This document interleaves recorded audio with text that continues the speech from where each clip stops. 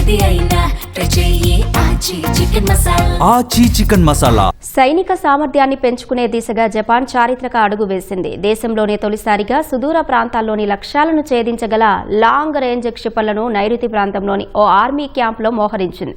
ప్రాంతీయ భద్రతకు చైనాను ప్రధాన ముప్పుగా భావిస్తున్న జపాన్ డ్రాగన్ భూభాగాన్ని టార్గెట్ చేసేలా క్షిపణులను మోహరించింది.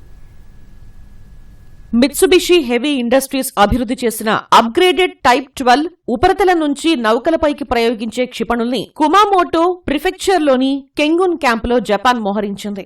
రెండవ ప్రపంచ యుద్ధం తర్వాత జపాన్ అత్యంత తీవ్రమైన సంక్లిష్టమైన భద్రతా వాతావరణాన్ని ఎదుర్కొంటోందని, శత్రువుల్ని నిలువరించడానికి, దేశ రక్షణ సామర్థ్యాన్ని పెంచుకోవడానికి ఇది అత్యంత కీలకమని జపాన్ రక్షణ మంత్రి షింజిరో కొయిజుమి అన్నారు. ఈ అప్గ్రేడెడ్ టైప్ 12 క్షిపణి సుమారు 1000 కిలోమీటర్ల పరిధిలోని లక్ష్యాలను ఛేదించగలదు.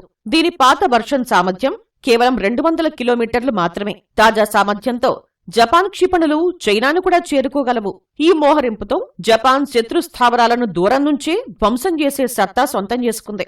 అయితే దీనిపై కెంగున్ క్యాంప్ సమీపంలోని స్థానికులు ఆందోళన వ్యక్తం చేస్తూ నిరసనలు చేపట్టారు. దీనివల్ల శత్రు దేశాల దాడులకు తమ ప్రాంతం లక్ష్యంగా మారే ప్రమాదం ఉందని వారు వాపోతున్నారు. టోక్యోకు పశ్చిమాన ఉన్న షిజియోకా ప్రిఫెక్చర్లోని క్యాంప్ ఫుజీలో దీవుల రక్షణ కోసం ప్రత్యేకంగా రూపొందించిన హైపర్సోనిక్ గ్లైడ్ వెహికల్ ను కూడా జపాన్ మోహరించింది. 2028 మార్చి నాటికి ఉత్తరాన ఉన్న హక్కైడో, దక్షిణాన ఉన్న మియాజాకి తదితర ప్రాంతాల్లో మరిన్ని క్షిపణులు హెచ్జీవీలను మోహరించాలని జపాన్ యోచిస్తోంది. అలాగే 1600 కిలోమీటర్ల పరిధి గల అమెరికా తయారీ టోమహాక్ క్రూయిజ్ క్షిపణుల్ని ఈ ఏడాది చివర్లో యుద్ధ నౌకలపై మోహరించనుంది. ప్రాంతీయ భద్రతకు చైనాను ప్రధాన ముప్పుగా భావిస్తున్న జపాన్ ఇటీవలి కాలంలో తూర్పు చైనా సముద్రం సమీపంలోని తమ నైరుతి దీవులలో రక్షణను పటిష్టం చేస్తోంది. రికార్డ్ స్థాయిలో $58 బిలియన్ రక్షణ బడ్జెట్ను డిసెంబర్లో జపాన్ ఆమోదించింది. క్రూయిజ్ క్షిపణులు, మానవరహిత ఆయుధాలతో తీర ప్రాంత రక్షణను, ప్రతిదాడులు చేయగల సామర్థ్యాన్ని పెంపొందించుకోవడమే లక్ష్యంగా ఈ బడ్జెట్ను కేటాయించారు.